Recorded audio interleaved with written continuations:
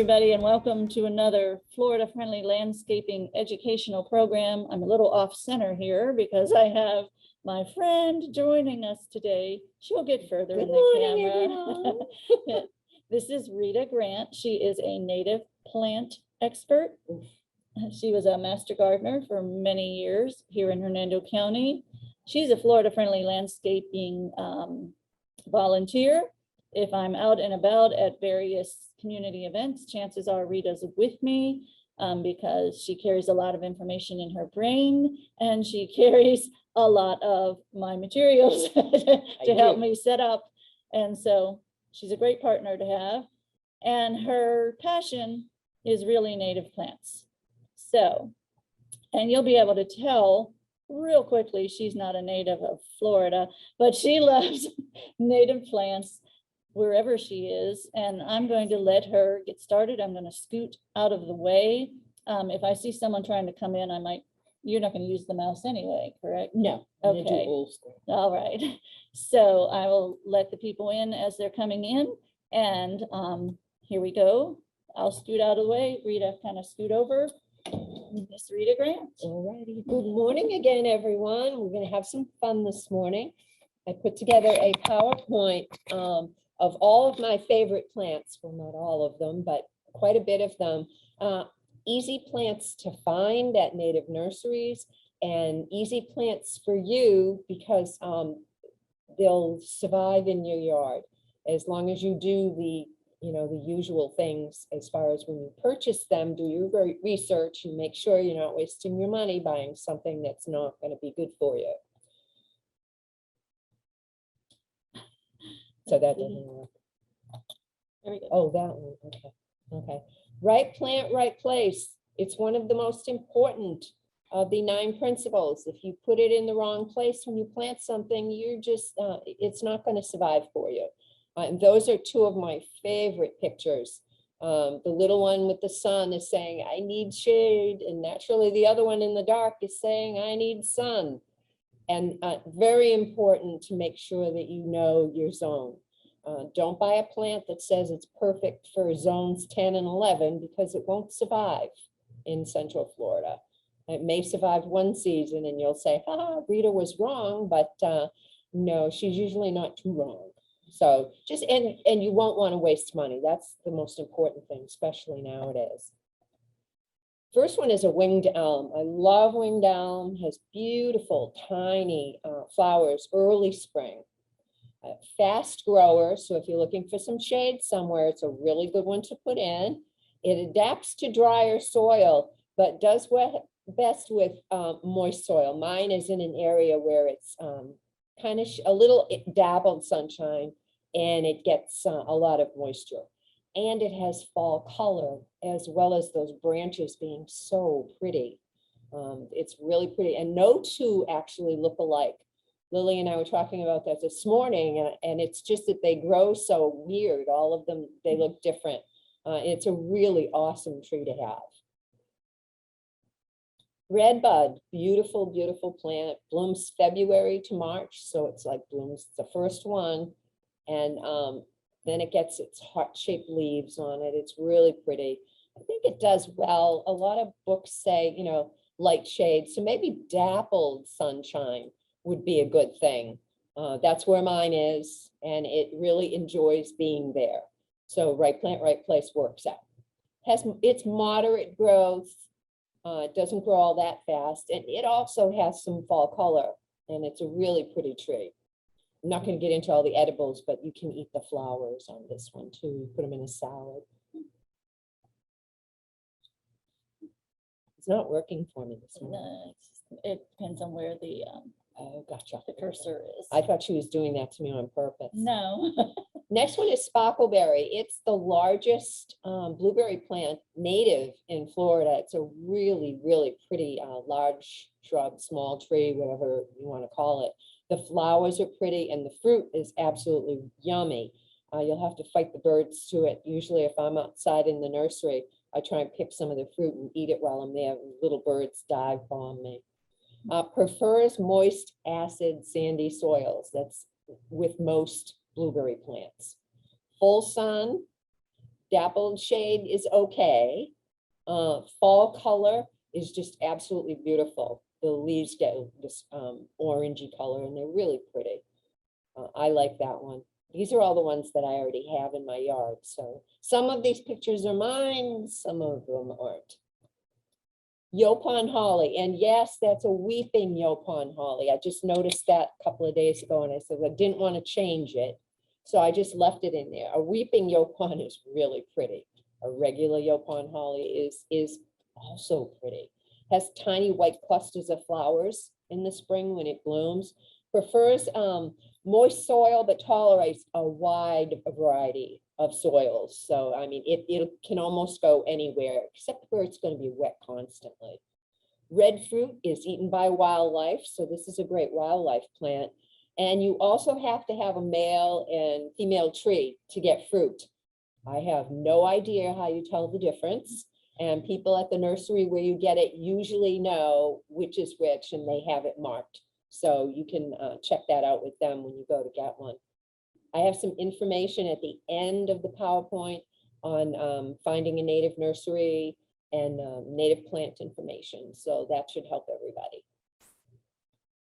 Scrub palmetto, really pretty. It is not the saw palmetto that most of us all have. Saw palmetto has those saw-like teeth on the edges and they can be really dangerous. This one doesn't have that. It's blooms summer to fall on a stalk with the flowers, and I'm sure the butterflies must enjoy it. I don't have one of these in my yard. I'm looking for one, and I do want one. And the leaves are yellowish green, so they're really pretty. They're not just green, so they'll add a little different color to your landscape. And obviously, well-drained sandy soil is best for them. And I also added the zones in there. So you'll see if it's good for the zone that you're in. Wild coffee. I have this all over the place. I put one in and it's spread and I love it. If it gets enough shade, the leaves are a shiny, shiny green and they're really pretty. It does have to be in the shade. If it gets some dappled sunshine, it might be okay, but you don't want it to get a lot of sun. Otherwise, it won't look so pretty. It has showy scarlet colored fruit on it when it stops blooming. The flowers are pretty too. They attract butterflies. And the fruit is really nice. I don't know if you can make coffee from this. You'd have to research that. I've never been interested enough to try. So I think you'd need a lot of fruit. And it may freeze back in the winter. I think mine did once, but now that it's bigger, it doesn't unless it gets really, really cold. But it will pop right back in the spring. So you don't have to worry about that. That's okay. When I let someone in, the cursor moves. That's all right. Oak leaf hydrangea, beautiful, beautiful plant. Excellent plant for a shaded area. I know I've seen them growing in full sun, but I think it likes it better in kind of a dappled sunshine or more sun than shade. So you have to put it, if you buy a plant and you're really not sure if it's going to be happy there, put the plant where you want it and then see how it does after a while. If it looks like it's getting too much sun, you can tell, and just move it into a little more shade rather than plant it and then have it be in trouble and then have to dig it up, because that's very stressful for a plant to keep getting dug up all the time. And this one is really pretty. Flowers bloom late spring, early summer, and then the flowers go from a white to pinkish to purplish to a light brown. So it's really pretty for a long time. And the wildlife eats the seeds. So you want to make sure that those are where the wildlife can get to them. If you want to attract it to your yard without having to use any type of feeders that you have to clean. Yellow jessamine. I love this plant. It's everywhere. And I didn't plant it on our property. It came up all on its own. And now every year it's always in bloom. It blooms in late fall, early winter when it gets really coolish. And it's a really pretty plant. Some people are allergic to it. Has those properties, so that you'd want to make sure that if you do put it in, put it someplace where it's not going to offend anyone. It's also called poor man's pepper. The pioneers used to use it for rope, and it is very, very strong. So that's really, that's something you could use it for if you wanted to. Or you could make a wreath out of it when it's blooming. It's really pretty, and everybody's going to be jealous and want one. Put it on a fence or a trellis or something like that. It's evergreen, so even when it's not blooming, it has these really pretty green leaves on it. So you want to put that someplace where you can watch it all the time. Coral honeysuckle, a favorite for hummingbirds and butterflies, really pretty. Another evergreen vine, which is really good. So you want to make sure you have that.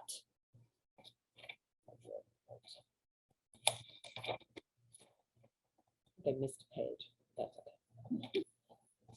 You know about it. Unlike me, yes. Yeah. One of my favorites. I have it in a huge pot right next to my greenhouse, and it loves it there. It gets sun all day long, and then I can watch the hummingbirds as they go from flower to flower.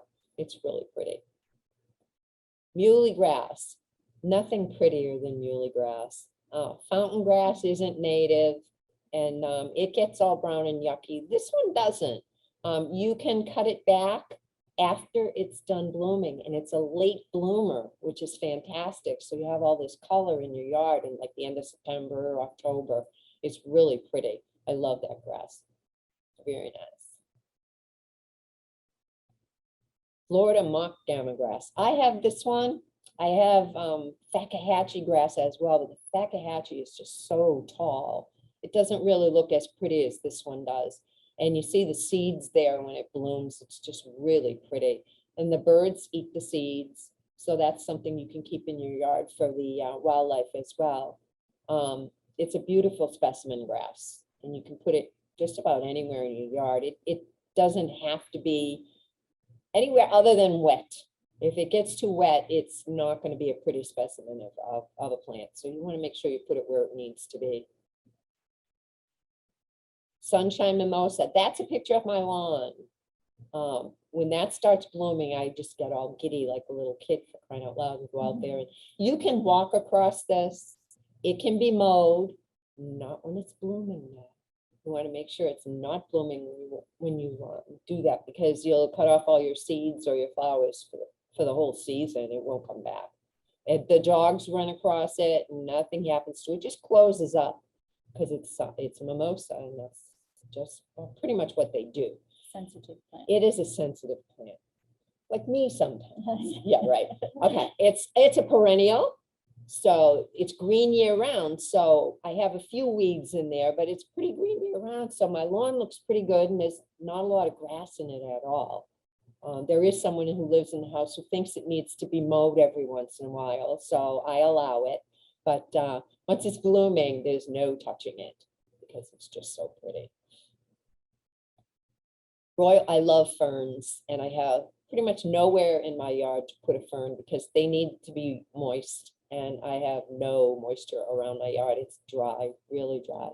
The royal fern is absolutely beautiful. It gets really tall. It makes a great background specimen in a landscape, in a moist garden. Moist conditions are best, but it'll tolerate wet. So if it does flood a little bit in an area in your yard, it won't hurt it that much. It really likes it. I love ferns. They're so pretty. And cinnamon fern is another beautiful fern. It's a really robust clump forming fern, so it fills in. It has large divided sterile fronds and narrow cinnamon colored fertile fronds on it. And it's just really a pretty fern. You know, some people say, well, it's just all green. Well, some of them are, and some of them aren't. And this is an absolutely pretty one. It really is. Black-eyed Susan, put this in your yard. You'll have lots of bees. They'll be pollinating all your plants. It's really beautiful to have. Wildflower gardens usually aren't good without it. It's really pretty, and it'll spread from seed. And one of the most important things you need to learn is to not deadhead your flowers. When you deadhead them, you're cutting off the seeds for the next season. So, you know, you can cut some of them off, but leave some, because the birds do eat the seeds. And you want to leave that stuff out there for them. I know it's really hard to look at dead flowers a lot. Some people can't have it because they have an HOA and they're saying you have to get rid of that dead stuff. But it's really worth it to have a few deadheads on there for the seeds for the next season. Tropical sage, hummingbirds, butterflies, just absolutely beautiful. It's one of the prettiest red flowers that we have. The joke is, if you have one, you'll have 121 next season. Some people don't like it because it spreads like that. But if it goes someplace you don't want it, all you really have to do is pull it up and plant it somewhere else, or put it in a pot and give it to a friend. You know, people share plants all the time, some that they shouldn't share. But this is a really good one to share. The hummingbirds adore it. I love watching them with that plant. Stokes Aster, mine are all in bloom. I put one plant in one of my butterfly gardens and it comes up year after year. It is absolutely beautiful. There's 4 of them in there now. So they've done their own plant propagation. Thank you. The books, a lot of the books tell you full sun all day long. No, I've been growing it for years and it likes afternoon shade or dappled sunshine. The more sun it gets, the more it will bloom. It doesn't like to be in the sun all day long. Does best with morning sun, afternoon shade. I know I'm repeating myself, but it is a beautiful plant. And when you have one, you'll just be so happy with it. And there's a long-lived flower. Once it comes out, it's like a few days before it goes by. So it's really pretty. Tick seed. I couldn't decide which one to put there. So I decided to put 3 of them. The Florida tick seed, which is the one in the middle, is endemic to Florida. It doesn't grow anywhere else. Gets like 2 to 4 feet tall, full sun. It blooms summer to fall, and it likes wet pinelands. So, and it's zones 8 to 10. Butterflies adore it. So, but you have to make sure that it's, if you're putting that species in, you want to make sure it's where it's moist. Otherwise, it won't last for very long. The lance leaf tick seed is one of the most, prolific ones. I mean, those will grow and they'll come back from seed every season. The butterflies love them. The bees absolutely adore them. They're all on them all the time. It gets about 1 to 3 feet tall, full sun to part shade. Remember, most of your plants, if they're going to bloom, they need a lot of sun. Some of them, if they don't get enough sun, they will not be blooming to their potential. It grows swamp edges and sandlands. So it has kind of a wide range. That's why a lot of people like that one the most. Zones 8 to 9, if I didn't mention that. We have Leavenworth's tick seed, 1 to 3 feet, full sun, flowers year round. Pine, flatwoods, roadside ditches, not particular. It's not salt tolerant, so you need to know that. And butterflies love it. Zones 8 to 11, so it has a wide range there. They're really pretty. I love tick seed because it just mixes itself in the yard and it comes up everywhere. I love it. Happy little faces. Yes, it is. Scarlet hibiscus, the most beautiful hibiscus, I think, ever. The plant is gorgeous. It's tall, and it when you look at it, it looks like it's satin. The red color looks like it's satin when the sun is hitting it. It's so pretty, and photos just really don't do it justice. But it has to be wet or at least moist. If it isn't, it will fall over dead. I know there was some property that some people put a beautiful garden in. They put this in the sand near no water whatsoever. And I said, that's not going to live. And they said, well, the person who designed the garden is a plant expert. And I said, okay. I think it was a month later, it fell over dead, just like I said it would. And I felt terrible because it's such a beautiful plant. And it gets these pods on it, these big pods that have all these seeds in it. So you can leave it there. If you want it to spread, let the seed pod pop open. It'll spread the seeds on its own, or you can collect them. It grows very easy from seed. and just sprinkle them somewhere else. And hummingbirds adore it. I love seeing the hummingbirds on it. Very pretty plant. And here's some more coneflowers that I couldn't decide which one to put. And again, remember, don't deadhead your plants. Purple coneflowers get 2 to 3 feet tall, full sun, well-drained soil. They don't like to sit in water. It's a very showy, long-lasting plant. I got some beautiful pictures of butterflies on it. And I had a resident green lynx spider living underneath one of the flowers. And when a butterfly would land on it, it would come out and get it. Mm. And I always hated that, but that's nature. So you have to just walk away. However, one day there was a bee on it, or a wasp. It was one of them. And the spider came out and caught it. And I said, ooh. And I took a picture because it was a wasp. And it didn't mean as much to me as the butterflies, which is kind of silly. But it's a beautiful flower, and you can deadhead it because they're so big. And they'll bloom more, but I would leave a few for the seeds for the birds. Soft hair coneflower is another gorgeous one, 3 to 4 feet tall, blooms during the summer. Well-drained sandy soil, and it will love you for it. Full sun, showy flowers, and the birds will eat the seeds once the flowers have gone by. The butterflies like it, but this plant is not salt tolerant, and it's zones 8 to 11. Really pretty. And cut leaf coneflowers are one of my favorites. They're all my favorite. Sun, part shade, moist soil, gets 3 to 5 feet tall. This is a big one. It's a perennial plant. Once it comes up, it'll always be up. Birds eat the seeds. Butterflies love it, but this one also is not salt tolerant. It's zones 4 to 9. Here is the information I told you about. There's a lot more pictures of flowers that I could have put in there, but we didn't want to be here all day. I know Lilly didn't. I don't care. I'll be here anyway. It doesn't matter. to That's me. true too. She works here. So, but Florida Native Plant Society is an awesome website to go to, check out and see everything they have. I do believe they have a thing on there that you can look up your particular county and see a list of plants that are good for your county for native plants. Then you would go to the Association of Florida Native Nurseries and find a nursery that has those plants that you want. It'd be fun. I love going on road trips to buy plants. Nothing, you just get so excited when I have a list, and then everyone laughs at me because I have a nursery and I'm buying more plants, but you never have enough plants. And the next one is the Florida Wildflower Cooperative.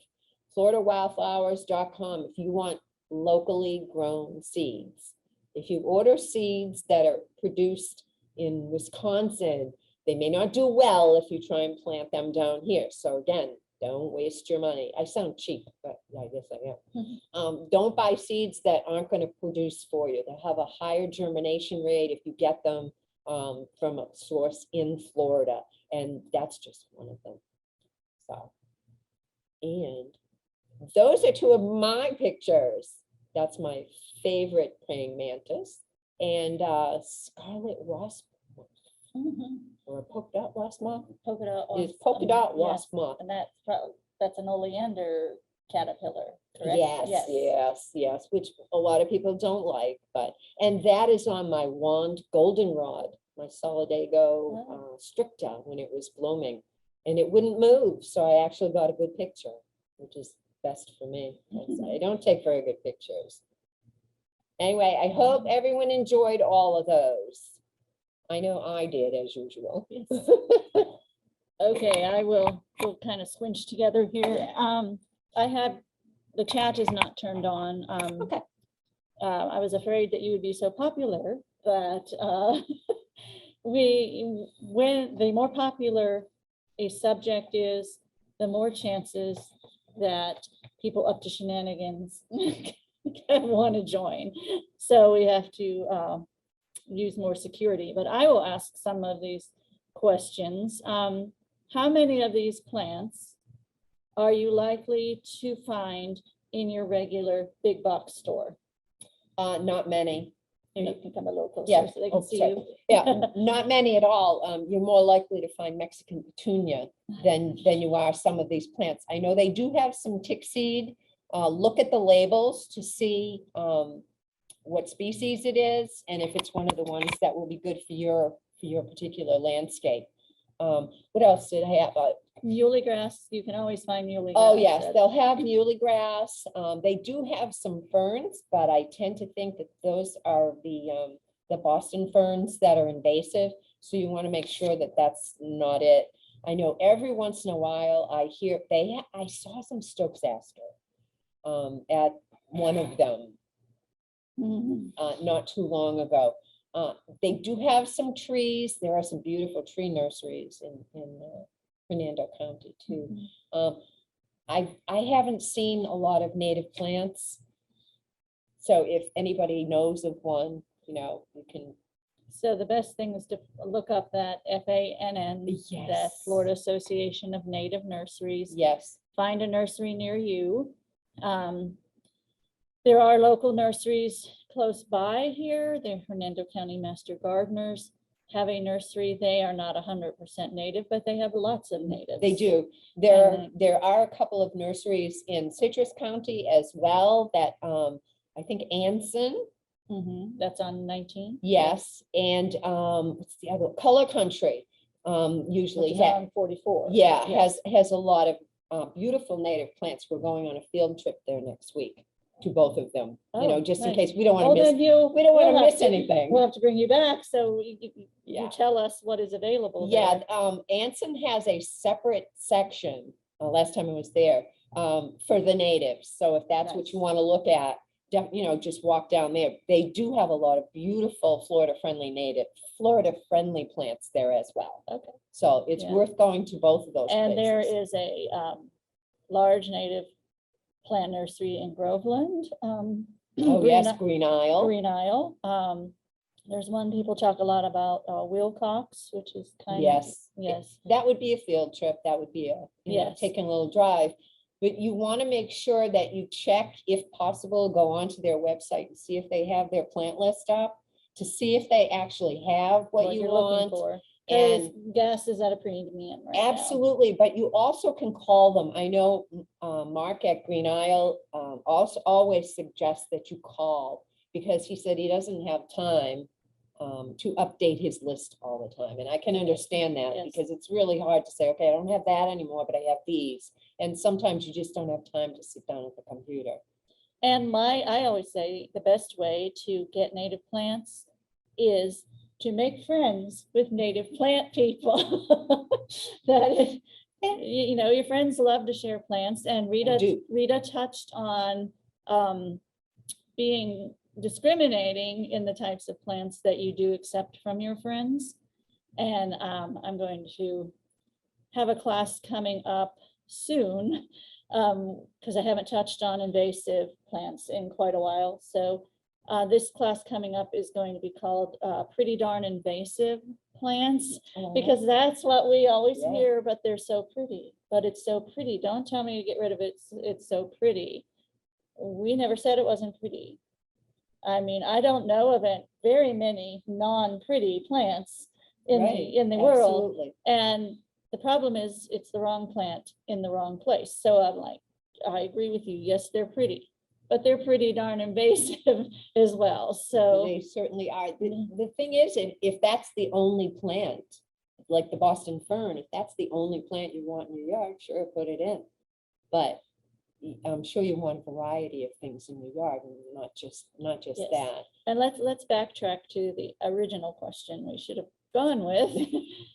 Why should we care about having native plants? Why is it important? It's important to our wildlife.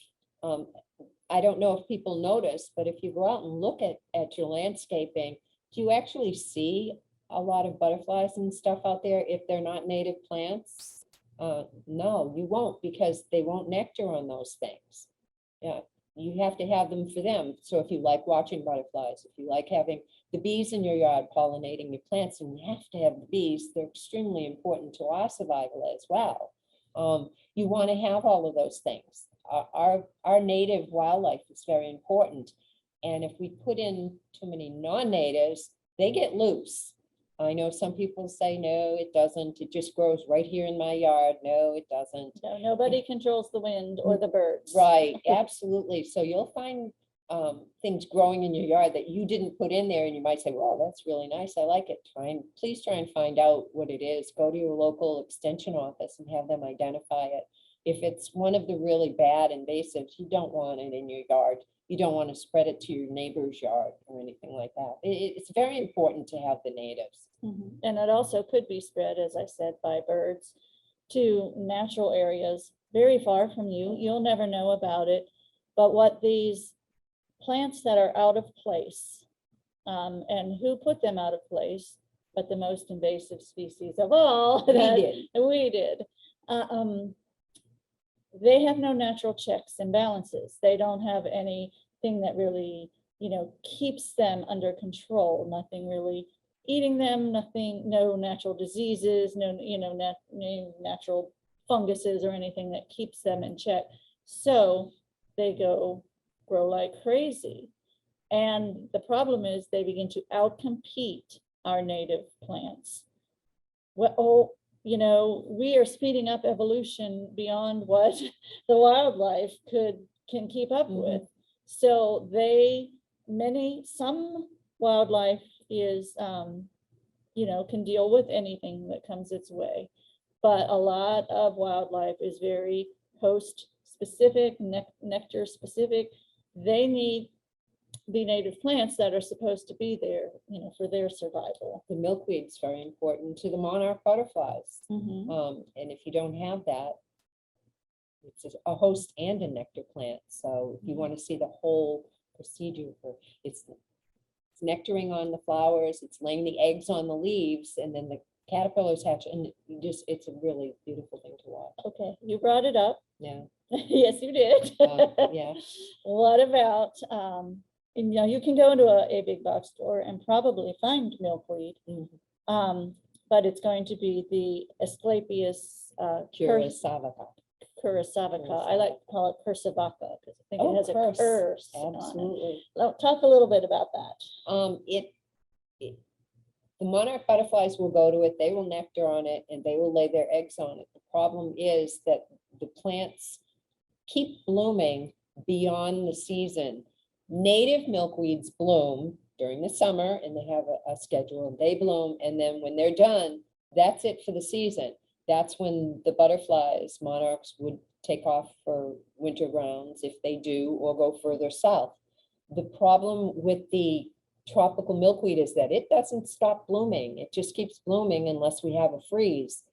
And it does have a disease associated with it.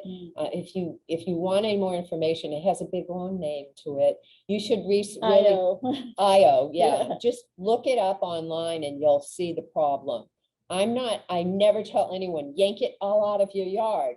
I didn't. I have one that grows every year, comes back in the yard, and I cut it back the end of September, beginning of October, and I don't let it grow anymore so that the butterflies won't be coming to look for it until April or so. Until April, when it comes back. We have freezes here in Central Florida.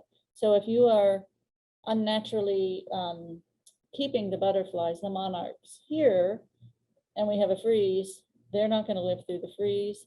The other thing is many of their other nectar plants will not be blooming. If they do hatch out, what are they going to live on? There's just this cascading There issue. are some people who try and keep them. They'll take the caterpillars and put them inside and keep feeding them pieces of milkweed, and then they'll go into their cocoon. But when they hatch out, if it's January or February, there's nothing out there blooming. There's nothing to nectar on, and if it's too cold, they're just going to die. Someone told me once that she put hers out and that they were nectaring on her orchids, and I said, I seriously doubt that. Maybe they are because they're desperate, but it's not a good time to release butterflies in the winter. It just isn't. So I know you're trying to help them. I've done the same thing, but you have to get used to the fact that it's just, you have to say, okay, that's enough of that. And then just move on to something else until summer comes back again. And you kind of touched on the circle of life, with the lynx spider. And more environmentalists are encouraging basically that you have a yard that attracts the wildlife, and then employ a hands-off, don't be the manager of that yard. You have provided it so that nature works like nature works. And yes, sometimes we want to jump in and control it, but we want all the butterflies, but not every caterpillar, is fated to be a butterfly. And think of it this way, sometimes that caterpillar, maybe its fate in life was to be a nutritious, soft, wonderful meal for a baby bird. So that's the thing of, have that wildlife habitat, but be a hands-off manager. And because nature has been doing this since the beginning of time. Nature knows what nature is doing. It's really hard to stand by and see all these beautiful caterpillars on your plants one day, and the next morning they're gone. They've gone. Sometimes it's to the lizards that I curse, but they need to eat too. It's a circle of life, and they don't get them all. Right. Otherwise, we wouldn't have any butterflies flying around, but it does happen. And sometimes it hurts to see all your caterpillars gone, but that happens. Yes, Happens in life.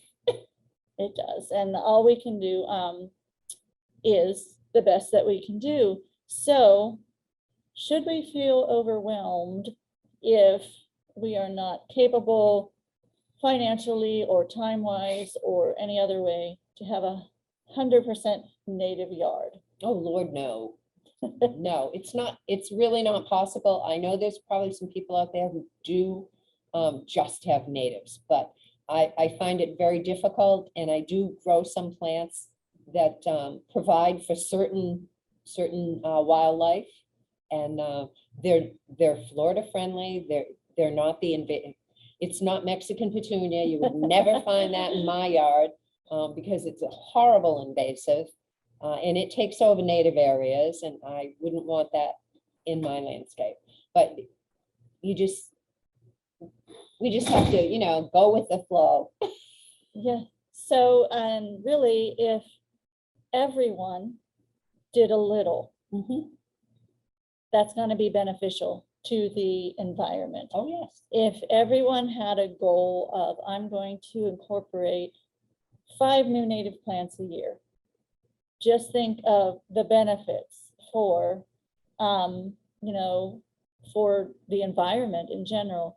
And I do have classes on Hernando County Government YouTube that will talk about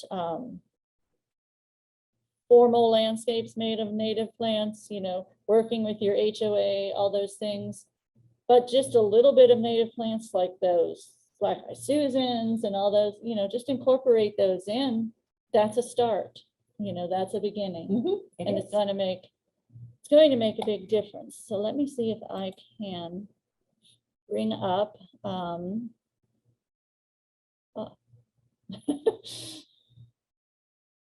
my little PowerPoint. Here we go. Share. I have upcoming classes. Speaking of such things, we have usually a Zoomed class like this every Wednesday, and it is being recorded. Therefore, if you miss it, it will be on Facebook within an hour or two after this program, and depends on how long Facebook decides to take to do the upload. And I send it to my friend John at Hernando County Public Information, and he's our YouTube guru. He's the one who makes the YouTube videos. One of my sisters watches some of my videos, and she says now when she thinks of me with that intro and outro music that John has added to my programs. So I now have theme music, apparently. I have about 82 classes on Hernando County Government YouTube. So if you want to get lost down a rabbit hole with all sorts of information, go look for that. Next Wednesday, I'm gonna talk about rain gardens. So that's gonna be fun. Yeah. And a lot of the plants that Rita just mentioned can work well in a rain garden as well. And then the following week, Dr. Lester and I are gonna talk about micro irrigation in the landscape. And as you can see, it just goes on from there. I'm going to save Rita's PowerPoint and turn it into a PDF. So if you would like a PDF copy of her PowerPoint, just email me. Here we go.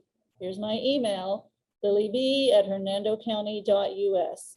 You can also email questions to me that you may have had today. If I don't know the answer, then She can forward it to me. forwarded right to Rita. Sure, no problem. And here are the various social media. We're on Facebook, YouTube, and I'm now on Twitter and Instagram as well. So I'm really keeping up there. And if you're interested in rain barrel workshops, we have 2 a month. The compost bins are stuck in supply chain purgatory right now. So we have a waiting list for compost workshops. And how you find out about a rain barrel workshop or a compost bin workshop is, again, email me at LillyB@hernandocounty.us. Rita, thank you very, very much for those pretty pictures. Thank and you for those inviting me. beautiful ideas of native plants. If you have any other questions, there's a lot more native plants out there that we can Sure. share ideas with you as well. And getting with your local native plant society and networking and making those friends like Rita, will go a long way. So thank you, everybody. And I hope you enjoyed this program. This is a nice short program today, so you can go out and look around your yard and see where you want to put your plants. Absolutely. And I do like your idea of leaving it in the pot in certain areas. Yeah. Because heck, after I bought them, and I don't always want to come home and plant them right away. I have a lot of people doing that, and they said it worked out perfectly. Okay, So, great. All right, well, thank you, everybody. And bye, everybody. everyone have a great Florida-friendly day. And we will see you next week for rain gardens. Thank you, and bye-bye. Bye.